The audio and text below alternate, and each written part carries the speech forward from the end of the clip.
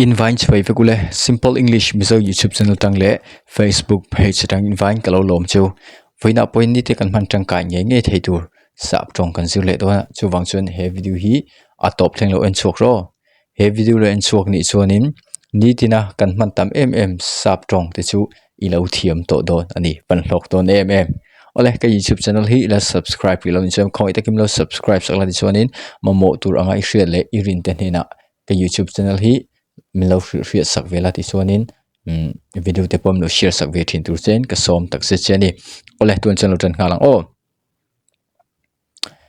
kan man tamte voina hianin kan sir ho don ani ole tiang hianin pakhat na what is your point what is your point what is your point what is your point je chu enge isoi tumber chu tina ani mai ni chuanin you can call me anytime. You can call me anytime. You can call me anytime. Je chu engti khuna po min kau thayania tina ani. This one I play football once a week. I play football once a week. I play football once a week. Je chu kar khata voi khat football ka in fiam tina ani. This one wait for me here. Wait for me here. Wait for me here. Je chu heta milong ngak ro tina ani mai ni har salo tro ole voi ni thau olo selenga karolin lo sei ro manem what is your point what is your point panina you can call me anytime you can call me anytime pathumna I play football once a week I play football once a week Palina, wait for me here. Wait for me here. Chal tuke. Oleh tuan so mizo party kalau soinga sap party nang man lo sei paroi manem. Engei sei tumber chu. Sei chal tuk. Chuanin engti khuna po min kau thei nia. Sei chal tuk. Kar khata voi khat football ka in fiam. Sei chal he mai. Hetam long hak ro. Sei chal tuk. Ti chuanin tuna kan mo ang hianin pakhat na tanga palina hi voi thum theu kalau soileng he tuna kan sir tur te po hi pakhat le pakhat kan biak na kan man tam thin te chu ani pakhat na Moi is over there. Moi is over there. Moi is over there. Je chu moi sota tina ani. Ichonin panina. Your phone is just here. Your phone is just here. Your phone is just here. Je chu heta te hini phone tina ani mai ni. This one don't do it. Don't do it.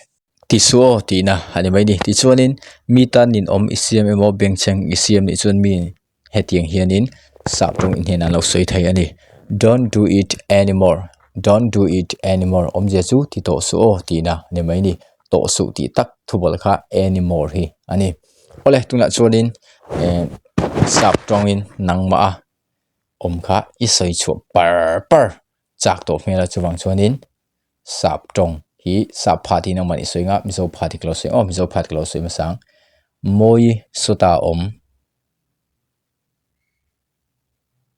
soi thal tu heta hianin ifod ban soi thave ti to su mar palina so ti to su soi thal tu ti su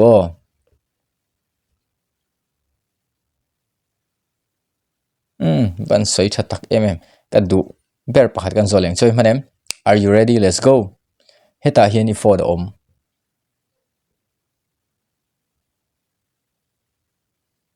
soi thal tu en lo phai chung turung watang ti chuanin tuna po hianin pakhat na tanga palina hi voi thum theu kalau soinga ti chuanin voi ni ka soina ka rolin lo soi thum roi manem thil hi voi le khatai ti ngal tum tai ting hianin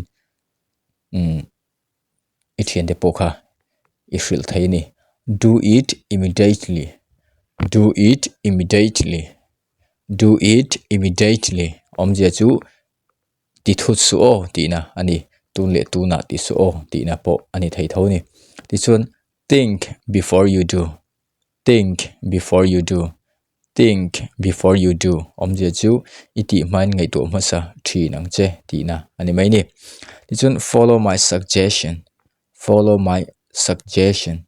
Follow my suggestion. Omzia chu ka hril che kha lo zui ro o ti na ani mai ni. Ai chu tiang chun ti la chu tiang chun ni ang chu tiang chun ni ti nga tha zo kong ang chi te thu ron min pe kha ai thatur anga kan ngai kan thian te kan hril ang chi te kha ting kha suggestion ani mo. Ti chuan number palina it seems. It seems. Omzia chu alan dan chuan ani mel ti na ani mai ni. Alan dan chuan ani mel ti soidun ni chuan it seems imang mai tur ani. Ole tuan chuanin pakhat na tang palina thleng hi voi ni theu sei ro lang oi manem. Do it immediately. Do it immediately. Okay, ti to so. Chuanin iti man ngai to ma sa thi nang che ni chuan think before you do. Think before you do. Chalo tu chuanin pathum na ka hril che kha lo zui ro ni chuan follow my suggestion. Follow my suggestion. Chalo tu ni chuan alan dan chuan ani mel ani chuanin it seems. It seems ani mai ni. Le thiamem tuna chuanin mizo party ke mangalo soinga sub party no malo soiro ti thu so wan soi thave iti man ngai to ma thri nang che sei thal tu ka hril che kha lo zui ro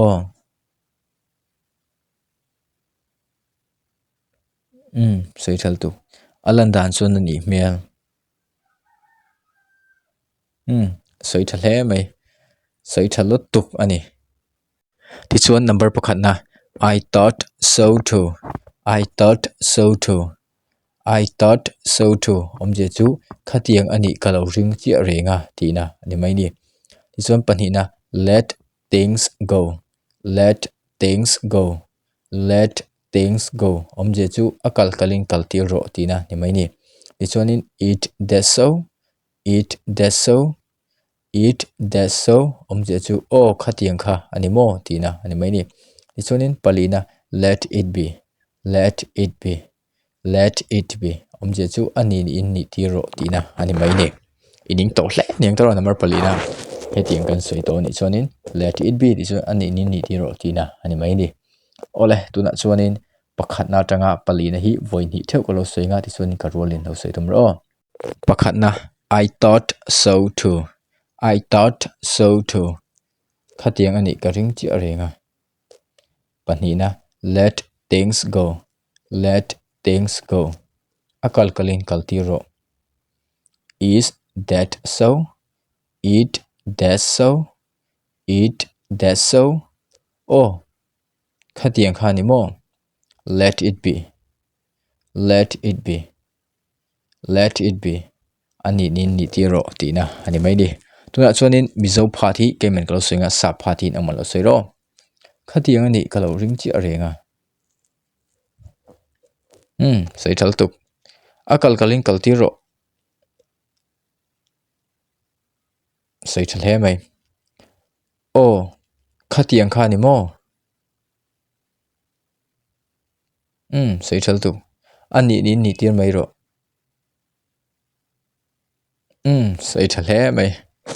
Hanzir chun zom le don tai la pakhat na tang pali na hi voi thum theu kalo soing o ka rolin lo sei tum biro voi ni ka soina. Once more. Once more. Once more. Voi khale in. It is gone. It is gone. Azauto. How is so? How is so? How is so? Engwangin nge hetiang hian ani thaya. Think nothing of it. Think nothing of it. Think nothing of it. Engma ngai to du su tina ani mai ni. Ole. Pakhat na tang pali na hi voi khat theu lo sei no leng ka rolin lo sei tum ro. Once more. Voi khale in. It is gone. Azauto. How is so?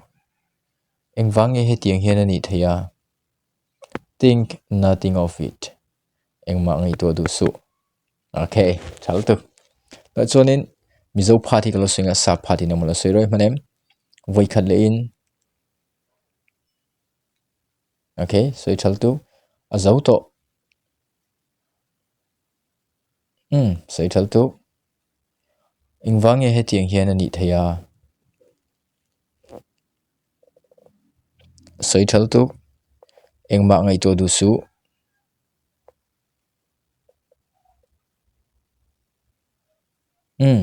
soi chal tu ole pakhana tanga palin hi tunchu voi ni thep kalo sei dong ka rol lo sei tum ro so they say khatiang khanan soi thina lom I got to go kakal to don emo kakalangai to tinani hey where to